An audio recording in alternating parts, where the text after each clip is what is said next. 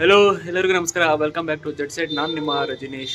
ಈ ದಿನ ನಾವು ಬೆಂಗಳೂರಿನಿಂದ ಶಿವನ ಸಮುದ್ರಕ್ಕೆ ಹೋಗ್ತಾ ಇದ್ದೀವಿ. ಸೊ ಈ ವಿಡಿಯೋದಲ್ಲಿ ಶಿವನ ಸಮುದ್ರದ ಒಂದು ರೋಡ್ ಟ್ರಿಪ್ನ ಬೆಂಗಳೂರಿಂದ ಎಷ್ಟು ಕಿಲೋಮೀಟರ್ ಇದೆ ಅನ್ನೋದನ್ನ ಎಲ್ಲ ನಾನು ಈ ವಿಡಿಯೋದಲ್ಲಿ ತಿಳಿಸ್ಕೊಡ್ತೀನಿ. ನೀವಿನ್ನೂ ನನ್ನ ಚಾನಲ್ನ ಸಬ್ಸ್ಕ್ರೈಬ್ ಮಾಡಿಲ್ಲ ಅಂದರೆ ದಯವಿಟ್ಟು ಸಬ್ಸ್ಕ್ರೈಬ್ ಮಾಡಿ ಅಂತ ಹೇಳ್ತಾ ಬನ್ನಿ ಈ ವಿಡಿಯೋದೊಳಗೆ ಹೋಗೋಣ.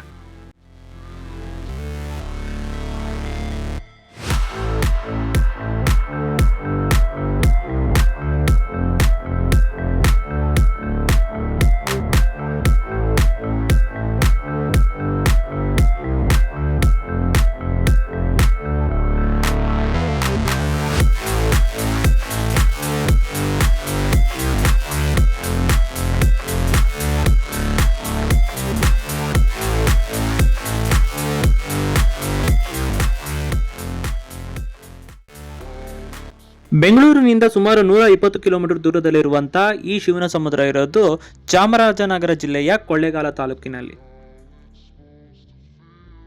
ನಾವು ಮುಂಜಾನೆ ಕಾರ್ ಎತ್ಕೊಂಡು ನಾವು ಹೊರಟಿದ್ದು ನೈಸ್ ರೋಡ್ ಮಾರ್ಗವಾಗಿ. ನೈಸ್ ರೋಡ್ ಮಾರ್ಗದಲ್ಲಿ ನಿಮಗೆ ಮೊದಲ ಟೋಲ್ ಸಿಗುತ್ತೆ. ಈ ರೋಡಲ್ಲಿ ಹೋದರೆ ನಿಮಗೆ ಟ್ರಾಫಿಕ್ ಜಾಮ್ ಸ್ವಲ್ಪ ಕಮ್ಮಿ ಇರುತ್ತೆ, ಆದರೆ ಹೆವಿ ಟ್ರಕ್ ಇರುತ್ತೆ, ಸ್ವಲ್ಪ ನೋಡ್ಕೊಂಡು ಡ್ರೈವ್ ಮಾಡಿ. ನಿಮಗೆ ಟೋಲ್ ಒಂದು 60 ರೂಪಾಯಿ ಬರುತ್ತೆ ಈ ರೋಡಲ್ಲಿ. ನೀವು ಅರ್ಲಿ ಮಾರ್ನಿಂಗ್ಗೆ ಈ ರೋಡಲ್ಲಿ ನೀವು ಡ್ರೈವ್ ಮಾಡ್ತೀನೋ ಅನ್ನೋಗಿದ್ರೆ ಬ್ಯೂಟಿಫುಲ್ ವ್ಯೂ ನಿಮ್ಗೆ ಸಿಗುತ್ತೆ. ನಿಮಗೆ ಲೆಫ್ಟ್ ಸೈಡಲ್ಲಿ ಕಂಪ್ಲೀಟಾಗಿ ಬನ್ನೇರುಘಟ್ಟ ಫಾರೆಸ್ಟು ಮತ್ತು ಆ ಏರಿಯಾ ಎಲ್ಲ ಕಾಣಿಸೋದ್ರಿಂದ ನಿಮಗೆ ವ್ಯೂ ತುಂಬ ಕ್ಲಿಯರಾಗಿ ಕಾಣಿಸುತ್ತೆ.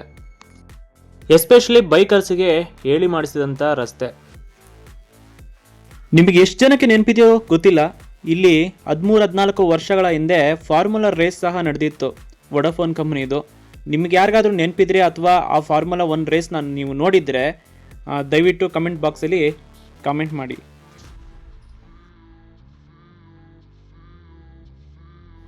ನೀವು ಹಾಗೆ ಮುಂದೆ ಹೋದರೆ ನೀವು ಕನಕಪುರ ರೋಡಲ್ಲಿ ನೀವು ಲೆಫ್ಟ್ ತಗೋಬೇಕಾಗತ್ತೆ.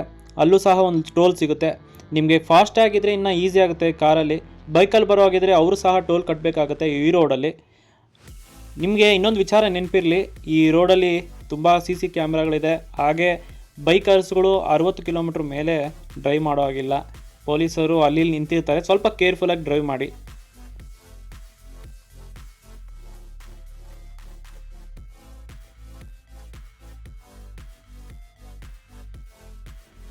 ಈ ರೋಡಲ್ಲಿ ರೆಸ್ಟೋರೆಂಟ್ಸ್ ತುಂಬ ಕಮ್ಮಿ ಇದೆ, ತುಂಬ ಲಿಮಿಟೆಡ್ ಆಗಿರೋದ್ರಿಂದ ನಮಗೆ ತುಂಬ ಸಮಯದ ನಂತರ ನಮಗೆ ರೆಸ್ಟೋರೆಂಟ್ ಒಂದು ಸಿಕ್ತು. ನಾವು ರೈಸ್ ಬಾತು, ಮಂಗಳೂರು ಬನ್ಸು ಮತ್ತು ಇಡ್ಲಿ ವಡೆ ಆರ್ಡರ್ ಮಾಡಿದ್ವಿ. ಇವಾಗ ತಾನೇ ಇಲ್ಲಿ ಟಿಫನ್ ತಿಂದು ಇವಾಗ ನಾವು ನಮ್ಮ ಪಯಣನ ಮುಂದುವರಿಸುವಂಥ ಸಮಯ.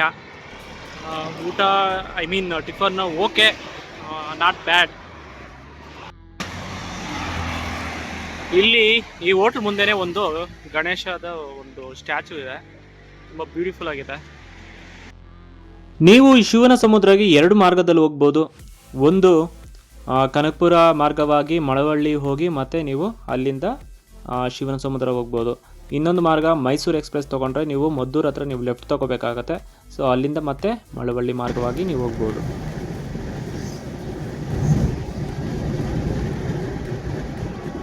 ನೀವು ಕನಕಪುರ ಕ್ರಾಸ್ ಮಾಡಿದ ತಕ್ಷಣ ನಿಮ್ಗೆ ಸಿಗೋದೇ ಸಿಂಗಲ್ ಲೈನು. ನಿಮಗೆ ರೋಡ್ ತುಂಬ ಚೆನ್ನಾಗಿದೆ, ಹಾಗೆ ಅಕ್ಕಪಕ್ಕ ನಿಮಗೆ ವಾತಾವರಣ ಸಹ ತುಂಬ ಚೆನ್ನಾಗಿರುತ್ತೆ. ಸೊ ಡ್ರೈವ್ ಮಾಡಿಕೊಂಡು ಹಾಗೆ ಅಲ್ಲಿ ಇಲ್ಲಿ ಫೋಟೋಶೂಟ್ ಮಾಡಿಕೊಂಡು ನೀವು ಹೋಗ್ಬೋದು. ತುಂಬ ಬ್ಯೂಟಿಫುಲ್ ಆಗಿರುವಂಥ ರಸ್ತೆ. ಬೆಂಗಳೂರಿಂದ ನೀವೇನಾದರೂ ಒನ್ ಡೇ ಟ್ರಿಪ್ ಪ್ಲ್ಯಾನ್ ಮಾಡಿದರೆ ಇದು ಹೇಳಿ ಮಾಡಿಸಿದಂಥ ಜಾಗ.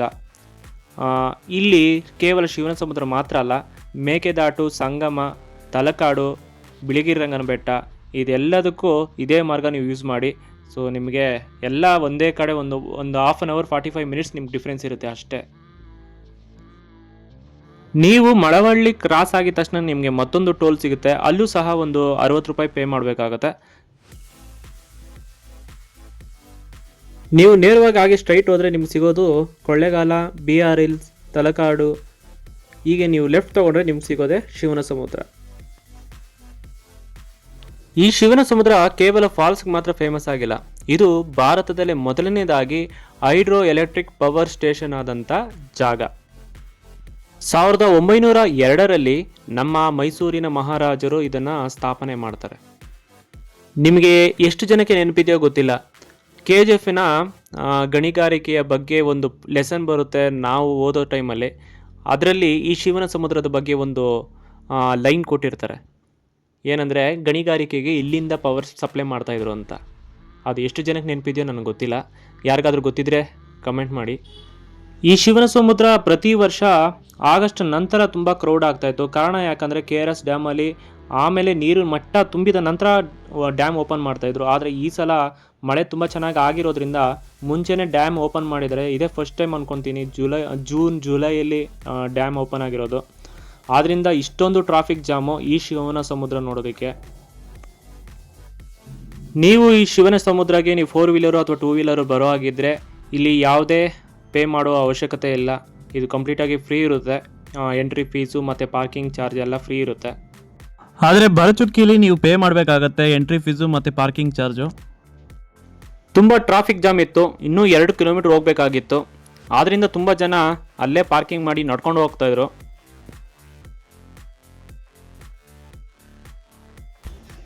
ಸುಮಾರು ಒಂದು ಅರ್ಧ ಗಂಟೆಯಿಂದ ಕಾಯ್ತಾ ಇದೀವಿ. ಹೆವಿ ಟ್ರಾಫಿಕ್ ಜಾಮು ತೋರಿಸ್ತೀನಿ ನೋಡಿ ಹೆಂಗಿದೆ. ಆವಾಗಿಂದ ಬರ್ತಾನೆ ಇದೆ. ಆಲ್ಮೋಸ್ಟ್ ಅರ್ಧ ಗಂಟೆ ಆಯ್ತು. ಇನ್ನ ನಾವು ಇಲ್ಲಿ ಶಿವನ ಸಮುದ್ರ ಗಗನಚುಕ್ಕಿ ಹತ್ರ ನಾವು ತಗ್ಲಿಕೊಂಡ್ಬಿಟ್ಟಿದೀವಿ. ಹೋಗಕ್ಕೆ ಆಗ್ತಾ ಇಲ್ಲ, ಅಷ್ಟು ಟ್ರಾಫಿಕ್ ಇದೆ. ವೀಕೆಂಡ್ ಬೇರೆ. ಹೆವಿ ವೆಹಿಕಲ್ಸ್ ಅಂದರೆ ಬಸ್ಸು ಆ ರೀತಿ ಏನಾದರೂ ಬಂದರೆ ಇಲ್ಲಿ ಸ್ವಲ್ಪ ಟ್ರಾಫಿಕ್ ಜಾಮ್ ಆಗುತ್ತೆ. ಯಾಕಂದರೆ ರೋಡ್ ಸ್ವಲ್ಪ ಕಿರಿದಾಗಿರೋದ್ರಿಂದ ಸ್ವಲ್ಪ ಟ್ರಾಫಿಕ್ ಜಾಮ್ ಆಗುತ್ತೆ ಇಲ್ಲಿ ನೀವು ಡ್ರೈವ್ ಮಾಡ್ತಾ ಇರಬೇಕಾದ್ರೆ ನಿಮಗೆ ಲೆಫ್ಟ್ ಸೈಡ್ ಮತ್ತು ರೈಟ್ ಸೈಡಲ್ಲಿ ಬ್ರಿಟಿಷ್ ಕಾಲದ ಅವರಿದ್ದಂಥ ಮನೆಗಳು, ಅವ್ರು ಕಟ್ಟಿಸಿದಂಥ ಚರ್ಚ್ಗಳನ್ನು ಸಹ ನೀವು ನೋಡ್ಬೋದು.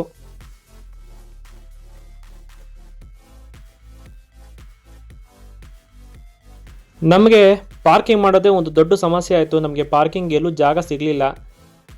ನೀವು ಈ ವಿಡಿಯೋದಲ್ಲಿ ನೋಡ್ಬೋದು, ಒಂದು ಪಾರ್ಕಿಂಗ್ ಮಾಡೋಕ್ಕೆ ಹೋಗಿ ಒಂದು ಕಾರು ಹಳ್ಳದಲ್ಲಿ ಬಿದ್ದೋಗಿದೆ. ಅಲ್ಲಿ ಪಾರ್ಕಿಂಗ್ ಮಾಡಬೇಕಾದ್ರೆ ಸ್ವಲ್ಪ ಕೇರ್ಫುಲ್ ಆಗಿರಿ, ಹಳ್ಳ ಎಲ್ಲ ಇದೆ.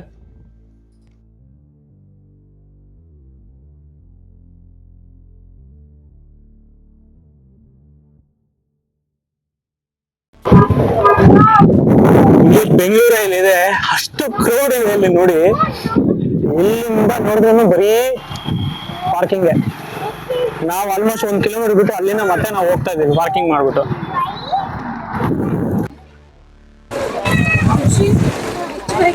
ಆಲ್ಮೋಸ್ಟ್ 1 ಕಿಲೋಮೀಟರ್ ಇಂದ ಬರೀ ಪಾರ್ಕಿಂಗ್ ಕಾಣಿಸ್ತಾ ಇದೆ.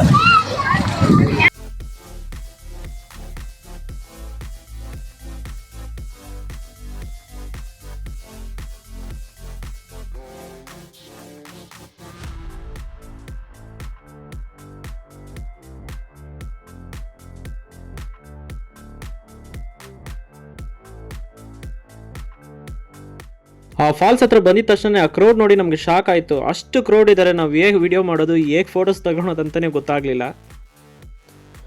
ನೀವು ಅಲ್ಲಿ ನೋಡ್ತಾ ಇರೋದು ಹೈಡ್ರೋ ಪವರ್ ಸ್ಟೇಷನ್ನು. ಹಾಗೇ ನೀವು ಈ ಕಡೆ ಬಂದರೆ ನಿಮಗೆ ಕಾಣಿಸೋದೆ ಗಗನಚುಕ್ಕಿ.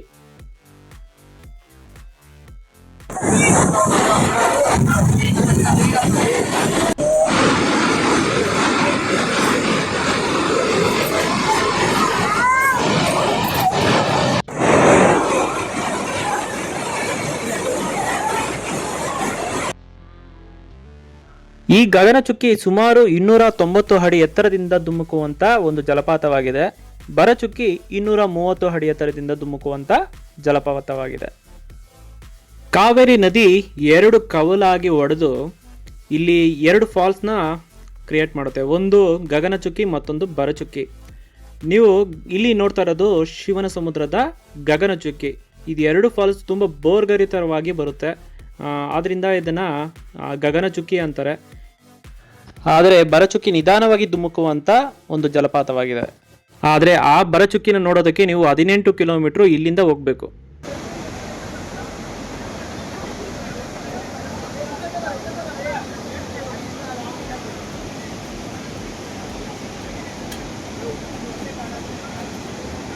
ಈ ಗಗನಚುಕ್ಕಿ ಮತ್ತು ಭರಚುಕ್ಕಿ ಮತ್ತೆ ಒಂದಾಗಿ ಮತ್ತೆ ಶಿಂಷಾ ನದಿಗೆ ಒಂದು ಸಂಗಮ ಆಗಿ ಮತ್ತೆ ಮುಂದೆ ಹರಿಯುತ್ತೆ.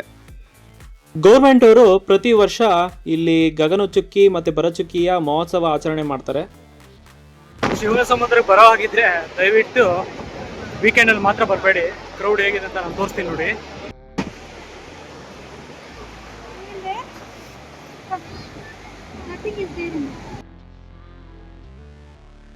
ಈ ಗಗನಚುಕ್ಕಿ ಮತ್ತು ಭರಚುಕ್ಕಿ ಹತ್ರ ತುಂಬ ಫೇಮಸ್ ತಿಂಡಿ ಯಾವುದು ಅಂದರೆ ಅದು ಚುರುಮುರಿ. ಇಲ್ಲಿ ಚುರುಮುರಿ ಟೇಸ್ಟ್ ಮಾಡದಿರೋ ಹೋದರೆ ಅದರ ಮಜಾನೇ ಇರೋದಿಲ್ಲ.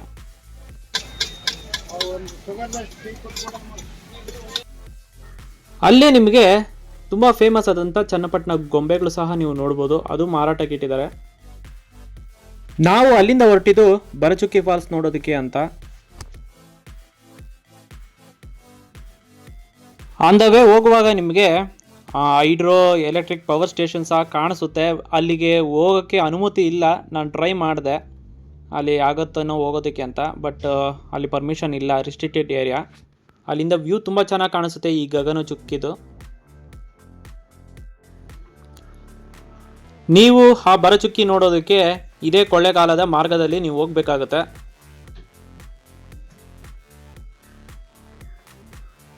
ಆದರೆ ನಾವು ಅಲ್ಲಿ ಹೋಗಿದ ತಕ್ಷಣ ನಮಗೆ ಅಲ್ಲಿ ಬ್ರಿಡ್ಜಿಂದನೇ ನಮಗೆ ಕಾಣಿಸ್ತು ತುಂಬ ಟ್ರಾಫಿಕ್ ಜಾಮ್ ಇತ್ತು. ಈಗಾಗಲೇ ಅಲ್ಲಿ ಗಗನಚುಕ್ಕಿಲಿ ತುಂಬ ಲೇಟ್ ಆಗಿತ್ತು, ಆದ್ದರಿಂದ ಈ ಭರಚುಕ್ಕಿಗೆ ಹೋದರೆ ಇನ್ನೂ ಲೇಟ್ ಆಗುತ್ತೆ ಅಂತ ನಾವು ಭರಚುಕ್ಕಿಗೆ ಹೋಗಲಿಲ್ಲ. ಅದನ್ನ ಇಲ್ಲಿಂದನೇ ನಾನು ತೋರಿಸ್ತೀನಿ ಆ ರೂಟು ನೋಡಿ. ನೀವು ಈ ಬ್ರಿಡ್ಜ್ನ ಕ್ರಾಸ್ ಮಾಡಿ ನೀವು ಆ ಬ್ರಿಡ್ಜ್ ಮೇಲೆ ಹೋಗಬೇಕಾಗತ್ತೆ, ಆ ಬ್ರಿಡ್ಜ್ ಮೇಲೆ ನೀವು ಭರಚುಕ್ಕಿಗೆ ಹೋಗಬೇಕಾಗತ್ತೆ. ಐ ಹೋಪ್ ನಿಮಗೆ ಈ ವಿಡಿಯೋ ನಿಮಗೆ ಇಷ್ಟ ಆಗಿದೆ ಅಂದ್ಕೊಂಡಿದ್ದೀನಿ, ನಿಮಗೆ ಯೂಸ್ಫುಲ್ ಆಗಿದೆ ಅಂದ್ಕೊಂಡಿದ್ದೀನಿ. ನೀವು ಯಾವಾಗಾದರೂ ಈ ಶಿವನ ಸಮುದ್ರಕ್ಕೆ ಬರೋ ಹಾಗಿದ್ರೆ ಖಂಡಿತ ನಾನು ಹೇಳಿರುವಂಥ ಟಿಪ್ಸ್ನ ಫಾಲೋ ಮಾಡಿ, ಮಾಹಿತಿ ನಿಮಗೆ ಉಪಯೋಗ ಆಗುತ್ತೆ ಅಂದ್ಕೊಂಡಿದ್ದೀನಿ. ಮತ್ತೊಂದು ವಿಡಿಯೋದಲ್ಲಿ ಮತ್ತೊಂದು ಜಾಗದಲ್ಲಿ ಮತ್ತೆ ಸಿಗೋಣ. ಅಲ್ಲಿವರೆಗೂ ಬಾಯ್ ಬಾಯ್.